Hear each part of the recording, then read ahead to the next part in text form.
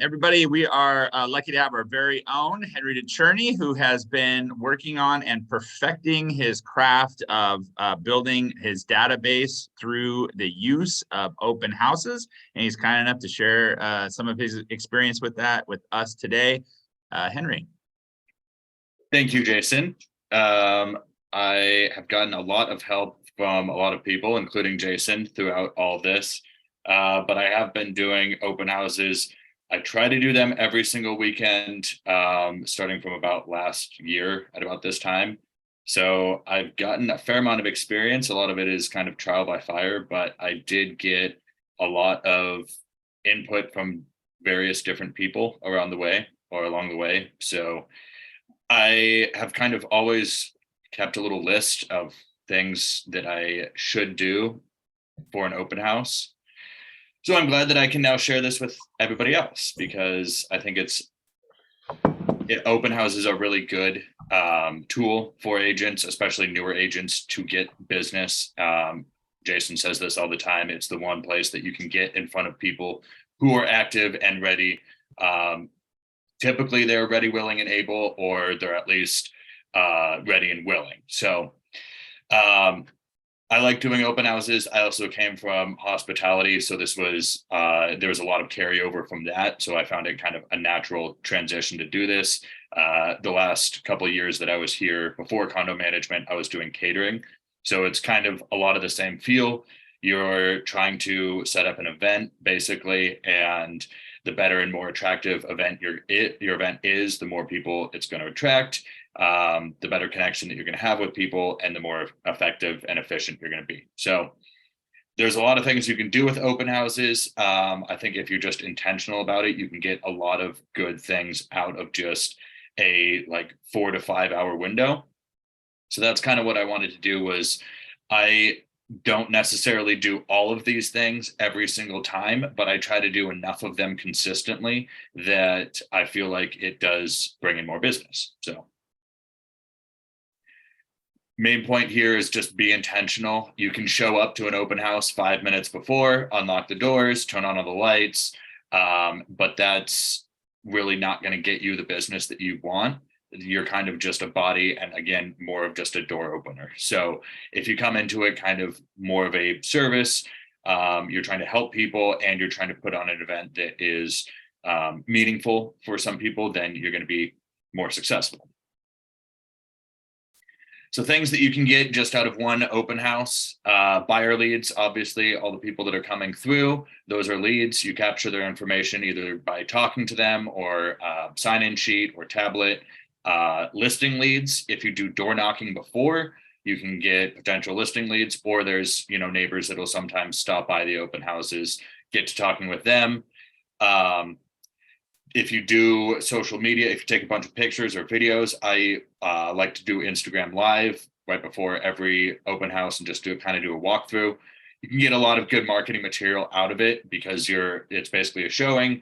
If it's on the slower side, then you can use that time to take a lot of pictures, take a lot of video, and then you can use that later on in the week too. So I also like to prepare a CMA before every open house so that I know kind of what's going on in the area. You've got expert hyper-local experience or market expertise where you can be like, well, these homes that were comparable just around the corner, they sold for X amount, or these ones just went pending in X amount of days. Here's what you can expect this home to probably go for and in this amount of time. So gives you a lot more background information about the market, the home, information you can relate to clients, but it also gives you practice building a CMA. So, and then confidence. I feel like the more real estate conversations you have, just the more confident of an agent you become. Everything is practice.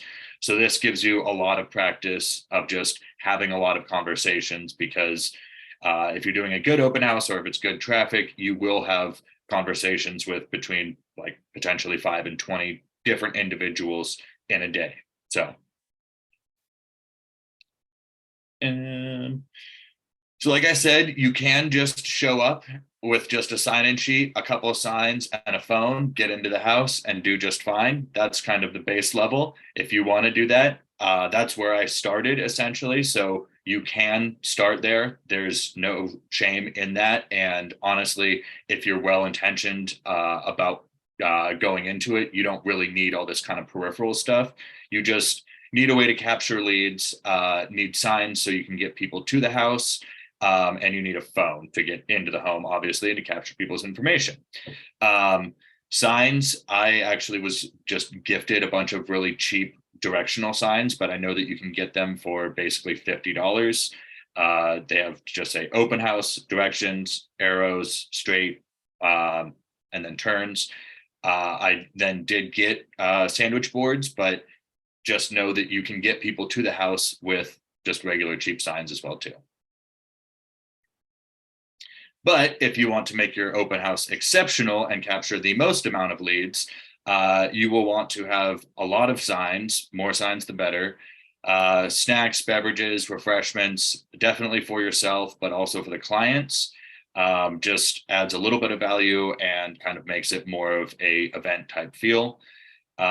Music, ambiance, there, I will always bring my laptop, and I have a Spotify playlist that's kind of just some laid back bossa nova, jazzy, instrumental stuff.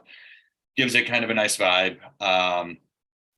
Social media posts, make sure that people know that you're doing this. So I usually post something that just says open house tonight, something on Canva, and then I will do Instagram live. And then if I'm doing it twice in a row, I'll do a walkthrough one day, and then kind of do something a little bit different the second day, but it definitely adds more to your open house. Looks like you're more engaged, and you're taking that extra step. Tablet, I've found a lot of success with tablets. I got one for like $80 off of Amazon, and I would say personally, between a sign-in sheet on a clipboard and a tablet, I prefer the tablet better because people, for whatever reason, are just more likely to give you their information. So Ylopo CRM integration, again, this is kind of an additional thing, but the Ylopo open house app is tremendous. You just enter in the MLS number, put in your number if you're integrated into CRM or to Sierra, and it will automatically make a page that has a sign-in sheet or like a physical sign-in or a scannable QR code that is personalized to that listing. Also, a lender partner is very very advantageous to have a lender there with you. It's another body to kind of direct traffic, and then they can also add some insight to the financial side of things that you're not maybe an expert on. And if anybody has any questions at any point, I'm kind of just, my plan was just go through this, and if anybody has any questions, just have sort of discussion at the end. There's something in the chat. Ylopo integration. Yes, I can show you where to find that on the website. So Tava asked in the chat, are you able to show us the Ylopo integration? Yep, it is pretty seamless. So I can show you how to get that set up. So the process for finding an open house, I don't know if people know this. I didn't know this when I first started, but you are, you can hold open houses for other brokerages. Some brokerages have specific rules because of liability where they don't allow other agents to hold their open houses.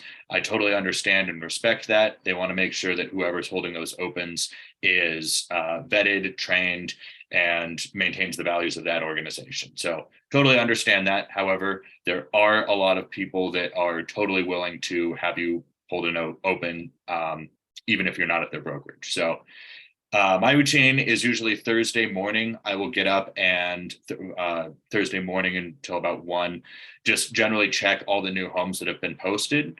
I am very intentional about the homes that I try to do open houses at because I want to attract the most first-time home buyers.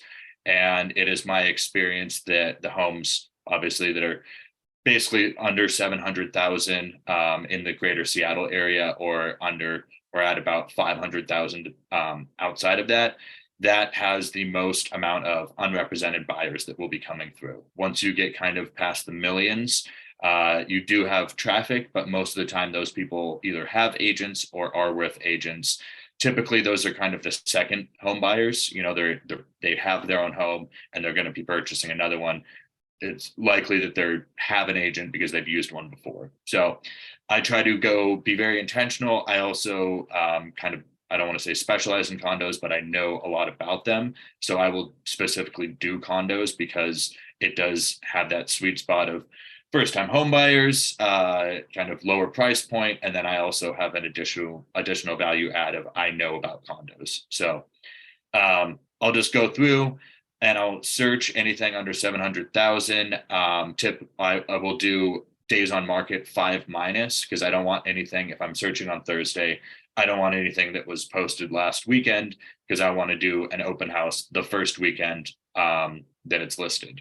Most eyes on property, typically the most traffic.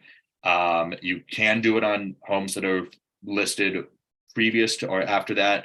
I usually like to do it if I'm not doing an opening weekend, if they've done a price reduction. So those are kind of the two times when there'll be the most traffic. So you'll be the most efficient.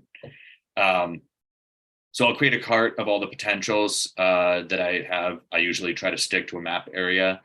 And then I will just call all the brokers. Right now I've got a potential listing coming up that's a condo in Magnolia. So what I have been doing is doing open houses for similar condos in kind of the Magnolia, Inner Bay, Queen Anne area, because that will also attract potential buyers for that. So if you also have buyers that are looking in an area, or if you have a listing, you can use open house to attract certain buyers that you are looking for as well too.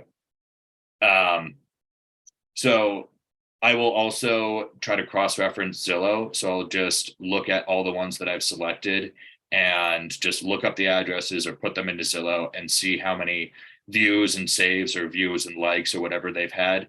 That will give you a pretty good indication of like what the activity or what the interest level is like.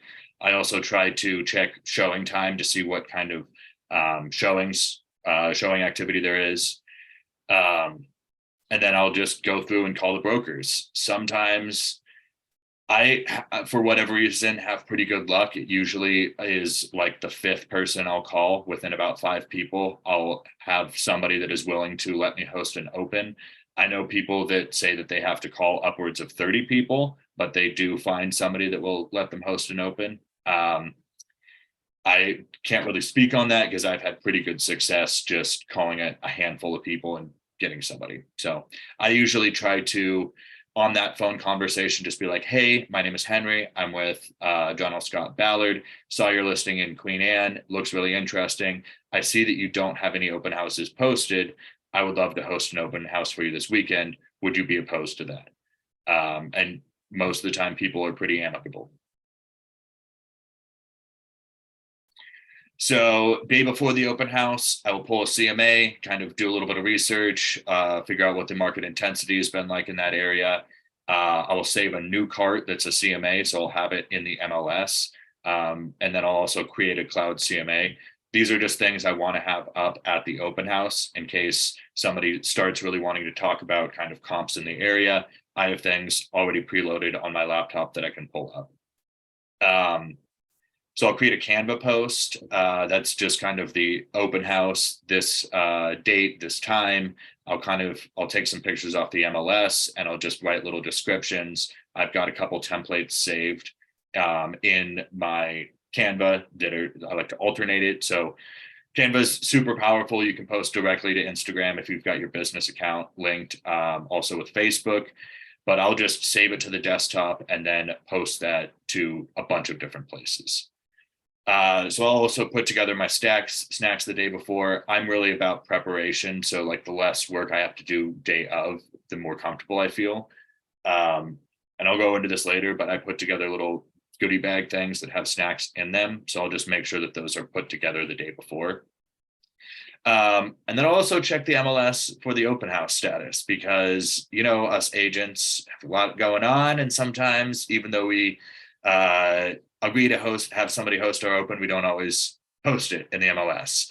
So it's happened to me a couple times. Usually I'll just reach out to the agent if it hasn't been posted and just be like, hey, just checking in, saw on the MLS that the open house wasn't posted. Are we still on for that? Usually it's just an innocent mistake, but I have a couple times hosted opens and then checked Zillow when nobody was coming and realized there wasn't an open house posted. So that's kind of frustrating. So things that you can do to avoid that is just basically checking the MLS and making sure it's on there. Back. Ooh. Ooh. And then if I'm going to do door knocking, I'll just make sure that I have flyers, just kind of like a sort of generic. I have a template already built that's just like, hey, this is new home that's been listed. We're having an open house from this time. You're invited. Love to see you there, type thing. So the day of the open house, I will again check the MLS just to make sure. And then day of, I'll post socials. I try to be pretty intentional.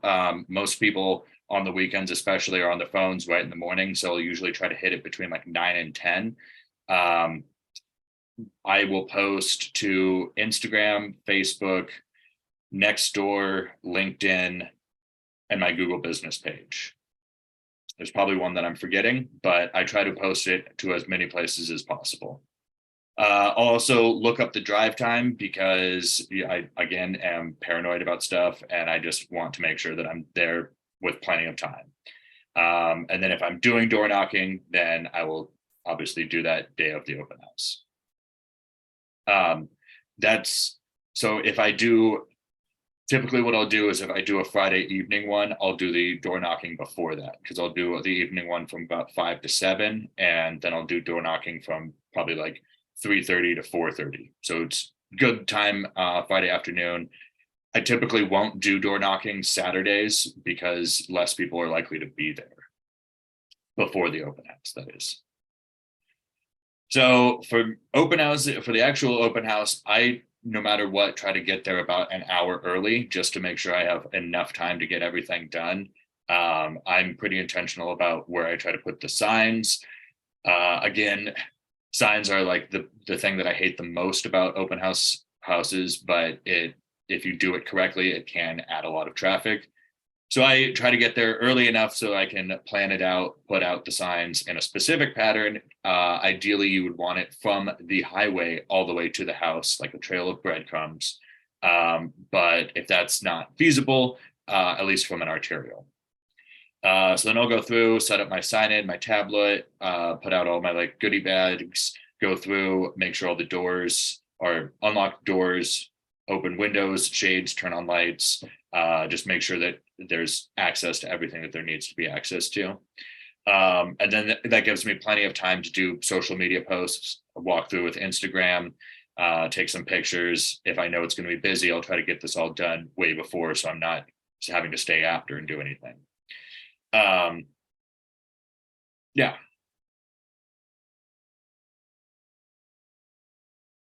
So general suggestions, it's going to take a while to get you to this point, but you do just kind of want to find what your own feel for it is. I know successful agents who have a style that's completely different from mine.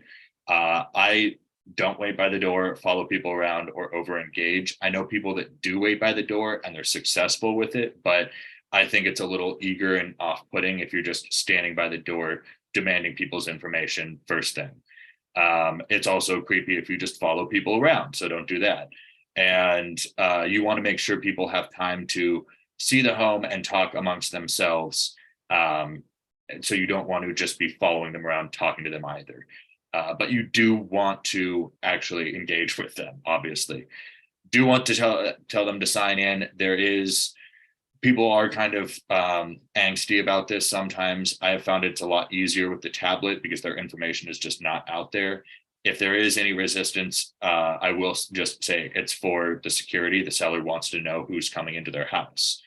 You would want to know who's coming into your house while you were gone as well, too. Generally, people are pretty okay with that, but you will always get people who are not okay with that. So just know that that's going to happen. But at the end, after they've kind of toured around the house, or when they first come in, ask them how they found out about the open. We want to check to see if it was signs, marketing, Zillow, whatever. And then after they've done touring, ask them what they thought about the home, the price, if there's anything that they liked or didn't like. Yeah.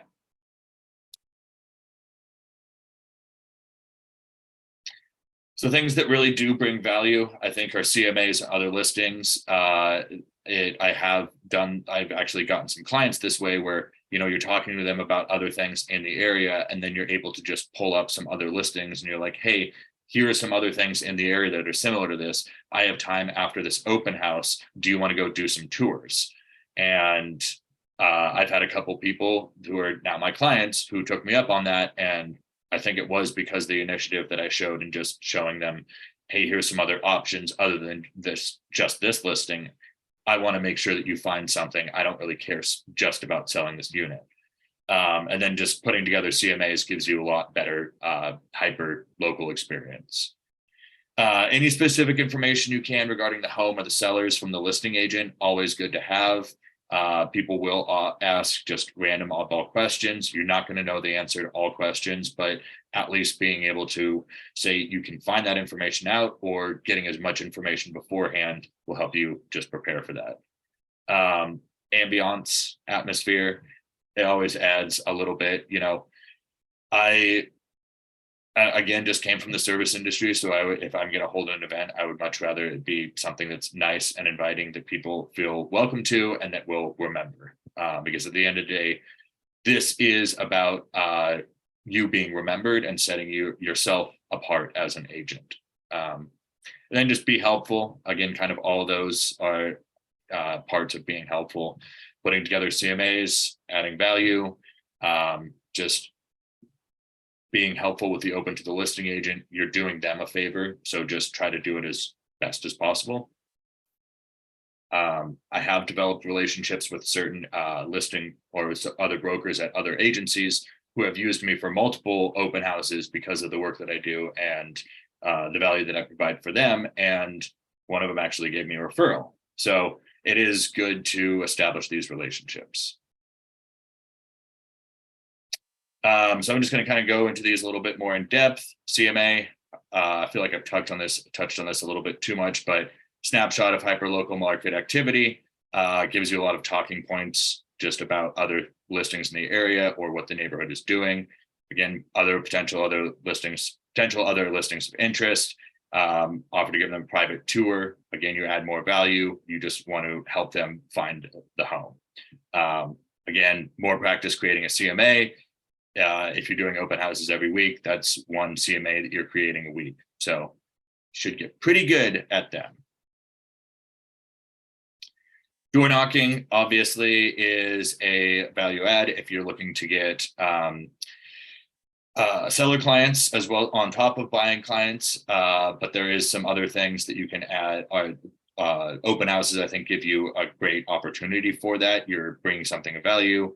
You are informing the neighbors that there's something going on and you're inviting them. And then you're also offering to let them know what it sells for when it does close. Typically, my script is something along those lines. Hi, my name is Henry. I'm with John L. Scott Real Estate. Might have just noticed the house on the corner just got listed. We will be hosting an open house there tomorrow.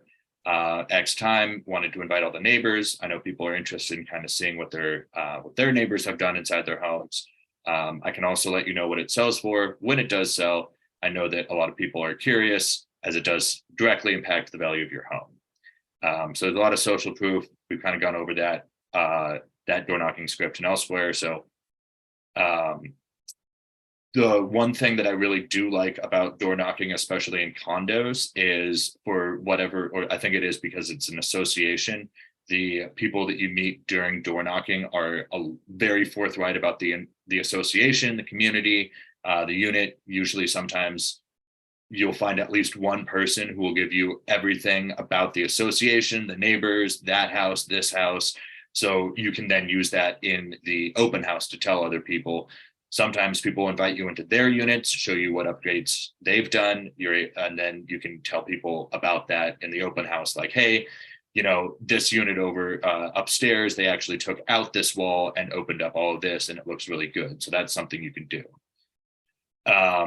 The Wailopo seller alert, I don't know if you have looked at this, but in Wailopo, instead of buyer search, there's also a seller alert.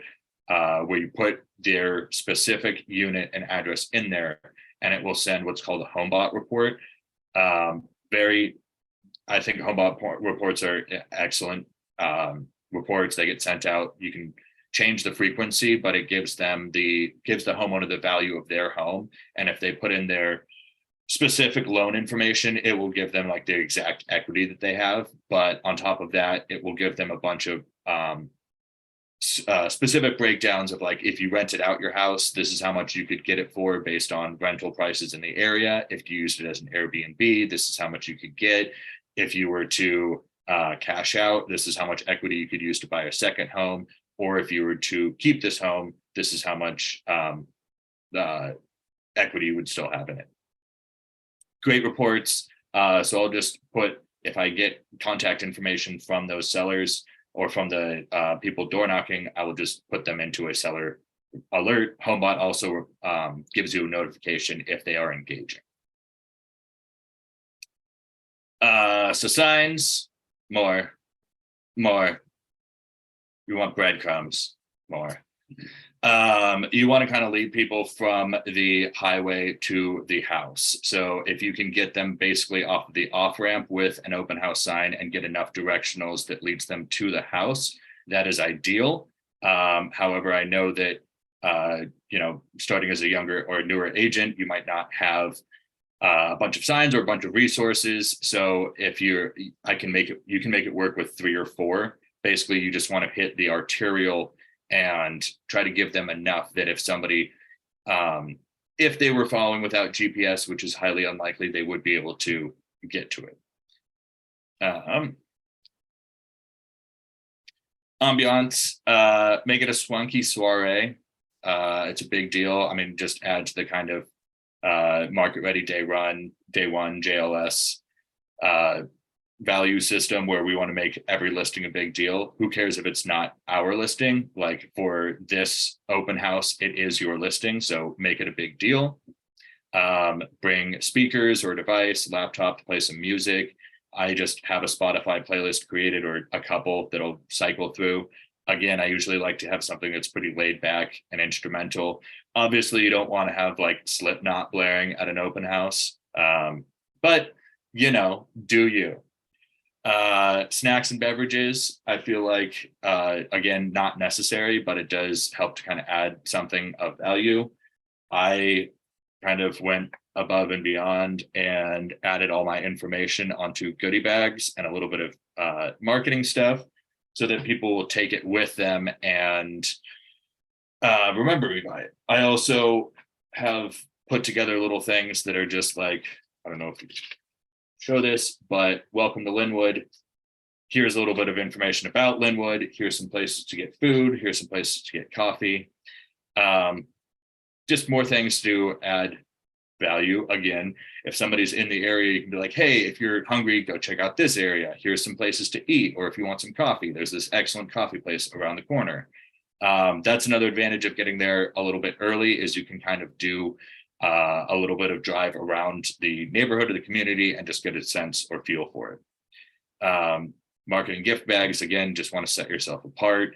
All of this is to try to highlight yourself as an agent because anybody who's coming through this open house is likely going to be going to between like 1 and 10 other open houses that day. So you're just one of 10 other agents that's going to be in their face, likely doing the same thing. So you want to set yourself apart in some way.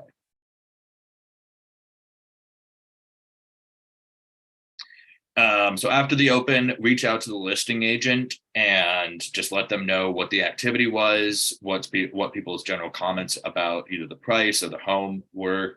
They need that feedback, and it's responsible and it makes you look even better. Shut down and tidy, make sure it's exactly the same way that you left it. Secure the property. Obviously, I usually open windows and some doors during the open house because I like airflow, and if it smells, then it'll kind of take that out as well too a little bit. But I just make sure all the doors and windows that were open are closed and locked, and then go through and pick up all of the signs. So social media, I definitely recommend getting Canva just for multiple reasons. It makes your life a lot easier, but you can link it to socials, um, specifically like Instagram and Facebook. So you can just post it directly from Canva to Instagram and Facebook. I think Canva is great, but we had another Foundation Friday about that, so I won't go into that.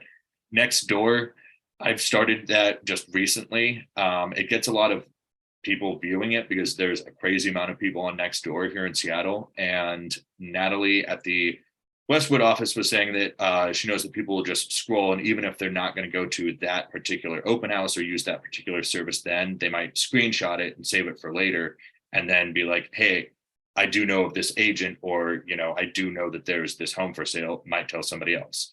Don't really know. Again, we don't know which of these is going to bring the people, so we'll do all of them. I do know that on average, my Nextdoor posts get between like 300 and 500 views. So that's good. I will take that. Instagram Live. I know that Instagram really likes to push reels and lives, so I try to do those more over other things. So it's an excellent opportunity to just do a live walkthrough. Just be like, hey, this is Henry, excellent home here in Kenmore Lake Forest Park area. Go through the details of the home, 5-bedroom, 2.5 bath, this many square feet, $1.3 million. Let's take a look. And so just kind of go through, give a feel for the house. Then if I'm doing 2 in a row, I'll do an Instagram Live the second day that is kind of ideas for things that I would change in the place, or, things that buyers might not think of that could make that home better in some way. And generally that's based on the feedback that I'm getting from the buyers at the open house the day before. I'll also post to LinkedIn. I think LinkedIn is also very underrated. Making sure that you have a presence on there and are just consistent. People who are on there are professionals, and they'll see that you're a professional doing professional things every weekend. So again, video tour. If you're not posting it to Instagram Live, you can just record one on your own. Same thing, just do a video tour, or just here's some things that I might update or renovate.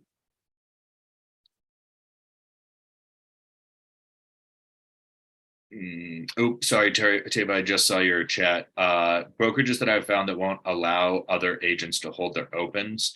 It's not really consistent. Windermere. When I worked at Windermere, they only allow other Windermere agents. It's office specific, but I would say like at least 75% of Windermere's do not allow other offices if you're not in a Windermere office.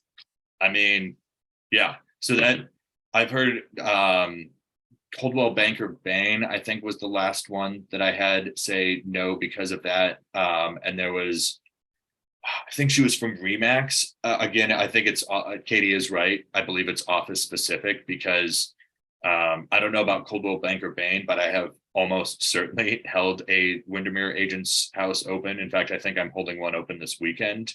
But it also might be the agent as well too, because that's a very valid, I don't even want to say excuse, but if they don't want to have some random agent hosting their open, that's a pretty good way to say no, is sorry, office has a policy, can't let you do it. Woo. All right. Lenders are great to have there, bring specific knowledge. If it's busy, they can help with traffic control and greeting, help kind of with guiding people around. And if you're not able to talk to everybody, they often can kind of just be that side person for you. If you've worked with this lender before, they can be your hype man or woman and just be like, hey, Henry's a great agent. They've helped me, or we've worked together and closed a couple deals. He's really good with condos. And then you can kind of throw it back at them. Oh, this is my lender, Leah.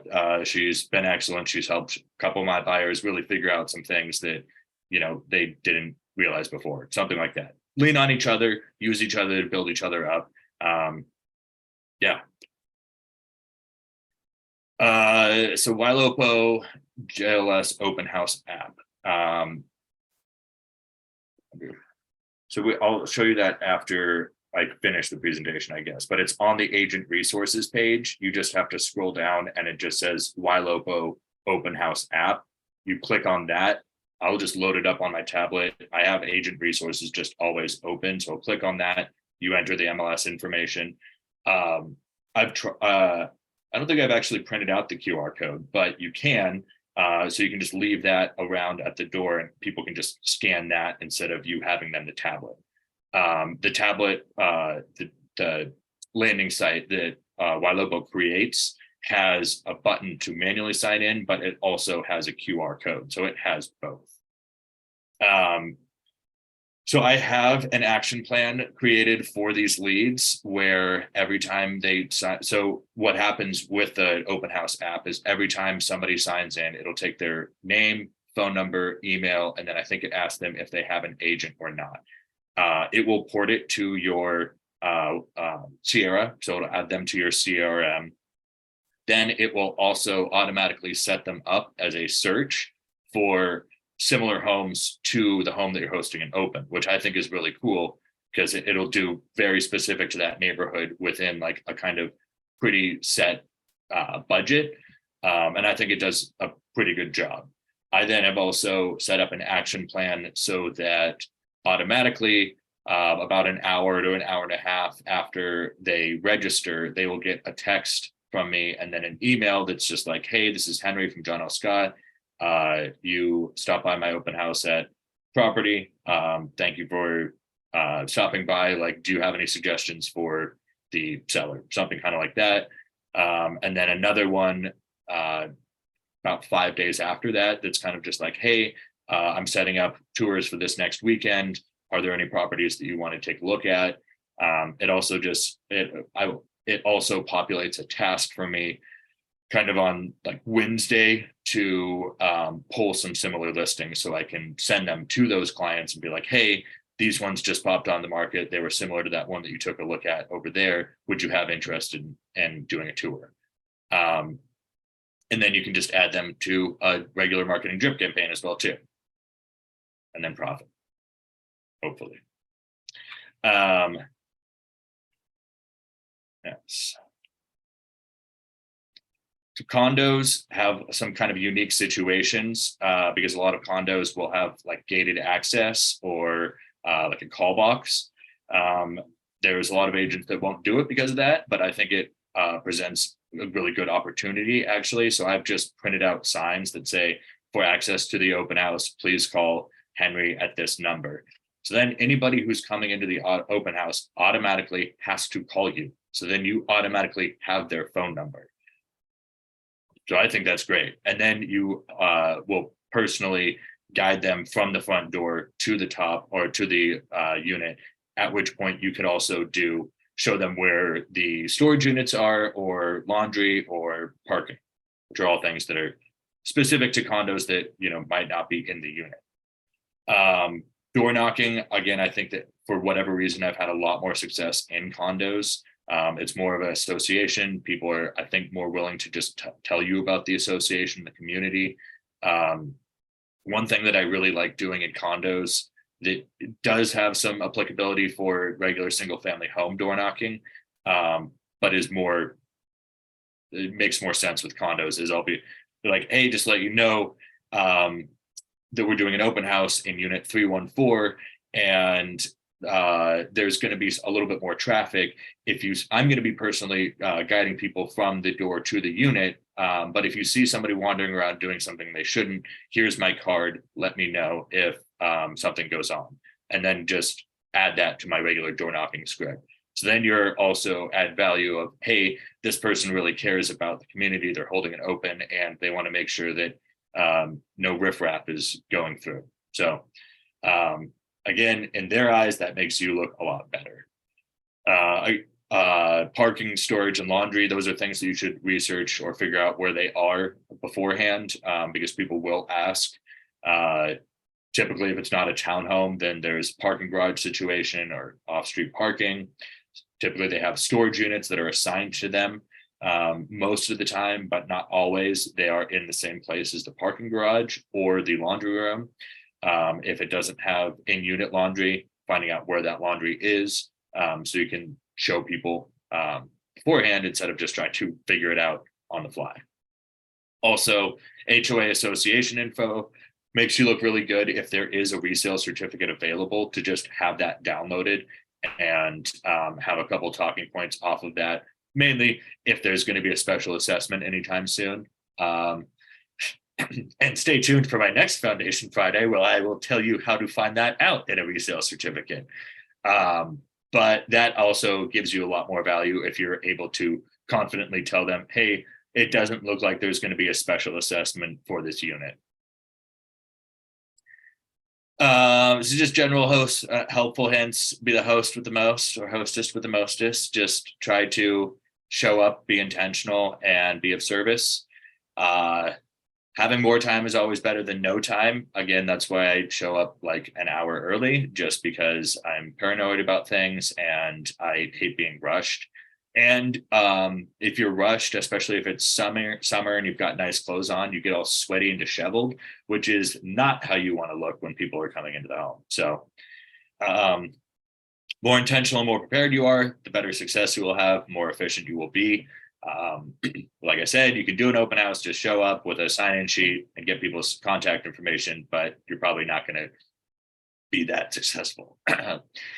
Be persistent and consistent.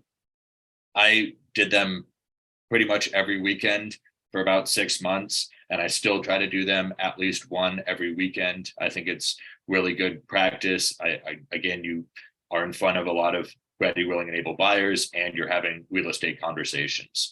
So no matter what, you can get some value out of it. I think it's a really good opportunity, and one that you should do consistently. And if you haven't set up one, I would definitely recommend setting up a personal hotspot on your phone. It makes everything in real estate a lot more easy, but that's what I have done. I thankfully I'm grandfathered into a unlimited data plan, so I know it's not completely necessary or ideal for everybody, but it does help a lot when I run my tablet and my laptop off of the internet from my phone. That's the one thing I should mention with the tablet, is it does need internet access. So I will just personal hotspot it off of my phone and it works fine. So I have a little go bag for my open house with just way too much in it, just in case. Leatherman, toilet paper, emergency, Tylenols, Tums, general kind of Band-Aids, first aid stuff. You don't want to be bleeding all over the place, and you also don't want to have a massive headache or tummy ache. Tablet or laptop. Snacks for Henry, because I get hangry hippo, or I just get low blood sugar if I don't eat. I don't recommend that. So I usually will pack like a little bit of trail mix or a Cliff Bar and a full water bottle. Extra business cards, lots of extra business cards, extra booties just in case, you never know. Pens, stickies, tape, hand sanitizer, clipboard, chargers, small little notebook. Definitely have not had to use most of these things, but I would rather need them and have them rather than not need them and have them rather than need them and not have them. Sweet. So just make it your own. I tailored a lot of this to me specifically, but I think that, making it your own is what makes it successful. I've developed my own style with this, and I think that, you make it your own personality, your own style.